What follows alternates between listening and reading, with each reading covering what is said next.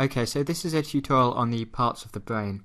So this is a basic tutorial and I want to give you an overview of the different parts that make up the brain. So there's not going to be huge amounts of detail here, but this is just a tutorial to sort of orientate yourself with regard to structures of the brain.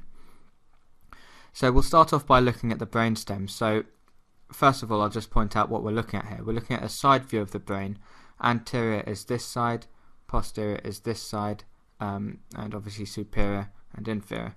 So you can sort of see the brain, how it sits there. So I'm just going to rotate it around and we'll take a look at the brainstem. So I've just removed some of the nerves to make it a bit more clearer. So the brainstem is this bit here, and it consists of three parts. You've got the medulla oblongata, the pons, and the midbrain. So the medulla oblongata is this bit here, which is most distal or most inferior, and it starts at the end of the pons and it ends where the spinal cord begins. So the spinal cord begins at the opening of the skull, at the foramen magnum, and this is where the medulla oblongata ends. So just above it you've got the pons, which is this bit here, and above the pons you've got the midbrain. So what I'm going to do is just isolate the brainstem.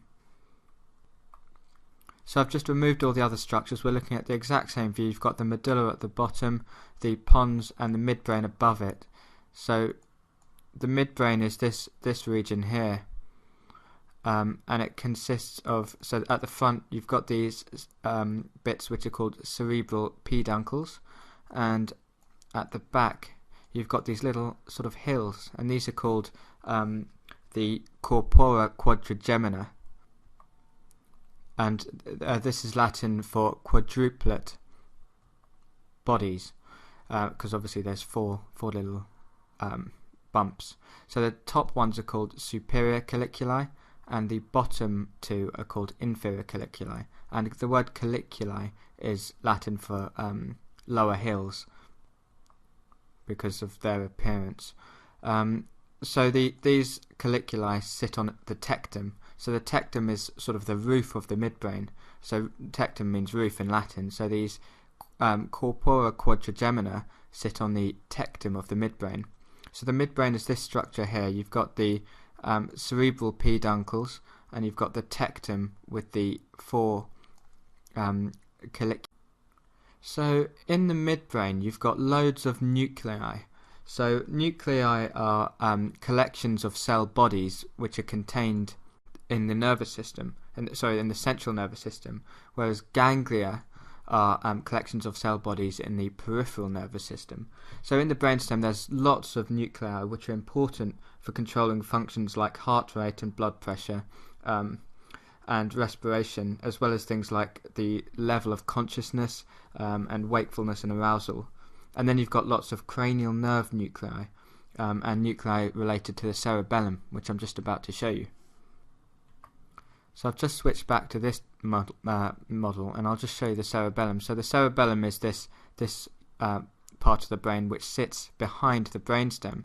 So you can see it here sitting directly behind the brainstem, and you can see it has these two lobes.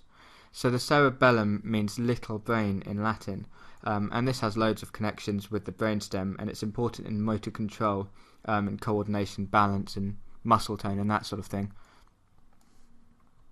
So if I remove the cerebellum, you can, and I'll just remove the hemispheres as well, so we can see the midbrain here, so you can identify them by these the colliculi.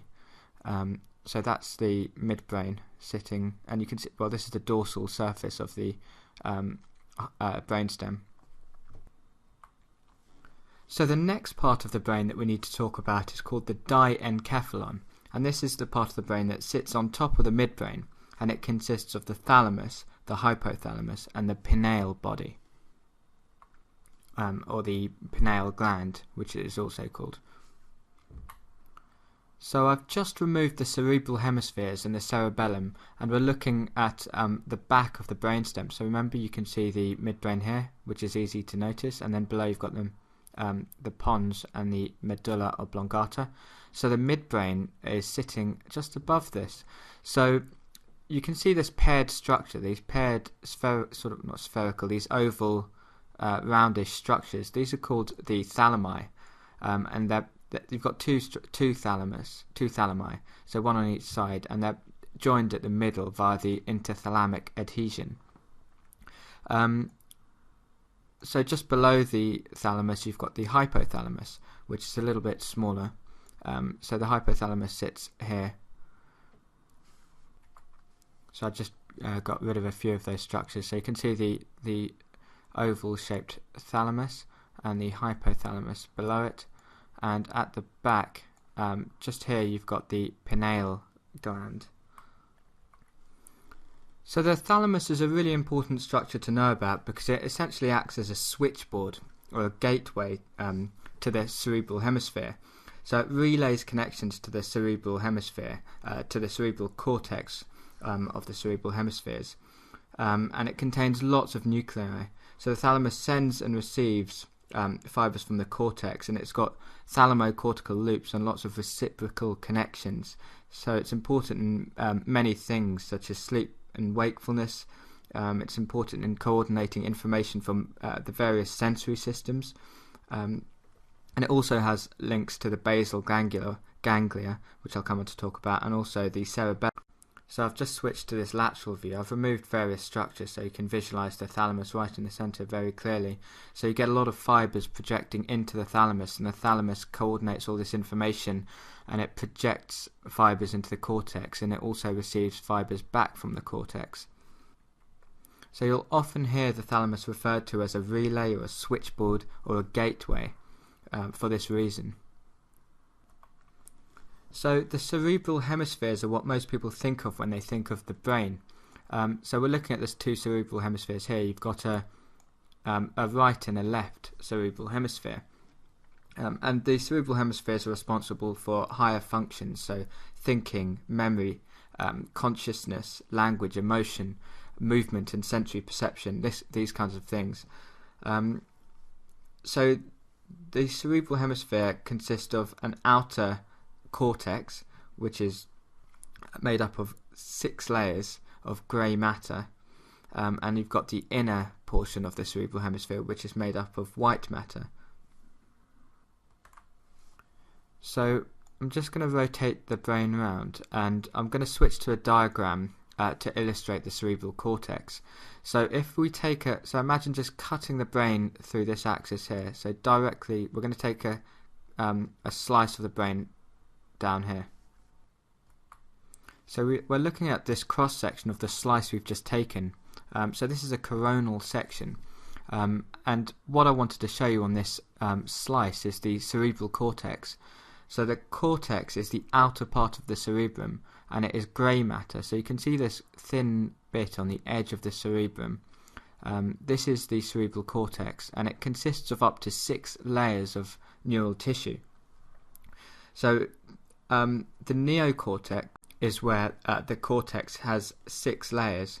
Any other parts with less than 6 layers are referred to as the allocortex, and this allocortex can be subdivided into an archicortex and a paleocortex. So these are parts of the cortex with less than 6 layers.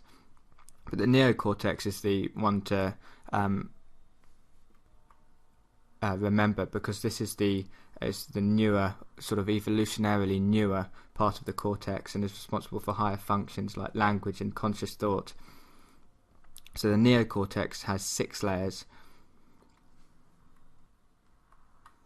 So just looking at the outside of this cerebral hemisphere, you can see that there's these grooves, and you've got ridges. So the ridges are called gyri, and the grooves are called sulci. And you've got lots of these different grooves and ridges, as you can see, and they all have different names. But 2 important ones to remember are the central sulcus, which I'm showing you here with the arrow, and the lateral sulcus. And I'll do another tutorial which goes through all these different grooves and ridges. But the reason I showed you these, the 2 sulci, the central sulcus and the lateral sulcus, is because these 2 sulci can be used to separate some functionally important lobes of the brain. So you've got 4 lobes of the brain which are separated by various grooves. So anterior to the central sulcus, which I'm drawing along here, you've got the frontal lobe, because it sits behind the frontal bone of the skull. So this is the frontal lobe that I've outlined in red.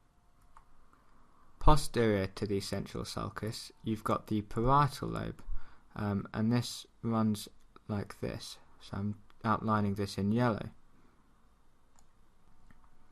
And this is called the parietal lobe because it lies under the parietal bone.